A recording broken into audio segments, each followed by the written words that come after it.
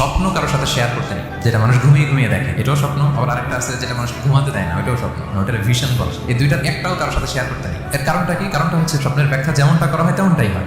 আপনি একটা স্বপ্ন দেখলেন, একজনকে একটা বললেন, সে হুট করে একটা ব্যাখ্যা দিয়ে দিল, ওইটাই হয়ে যাবে। এটা আপনার জন্য ভয়ঙ্কর হয়ে যেতে পারে। এক লোক এসে মোহাম্মদ ইবনে সিরিনকে বললো যে আমি দেখলাম আমার ছেলে পানি খেতে খেতে পেটটা এত বড় হয়ে গেছে। এই একই স্বপ্ন আরেকটা লোক দেখলো, দেখে এক মূর্খের কাছে জিজ্ঞেস করলো, সে বললো সর্বনাশ, এত বড় পেট হয়ে গেছে, তোমার ছেলে তো মারা যাবে।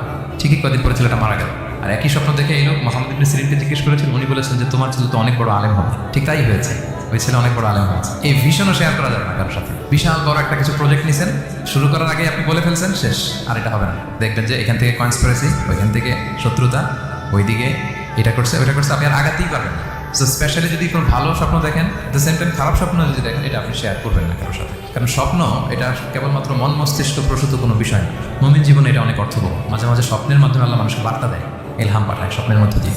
যার জ্ঞান নেই বা ব্যক্তিগত জীবনে পাপী, ভালো মানুষ নয় বা হিংসুক টাইপের, এদের কাউকে আপনার কখনো স্বপ্ন শেয়ার করবেন। ভালো স্বপ্ন দেখলে শুকরিয়া করবেন, আল্লাহ আলহামদুলিল্লাহ, আল্লাহ কবুল করুন। খারাপ স্বপ্ন দেখলে পান হাত চাবেন আমার কাছে।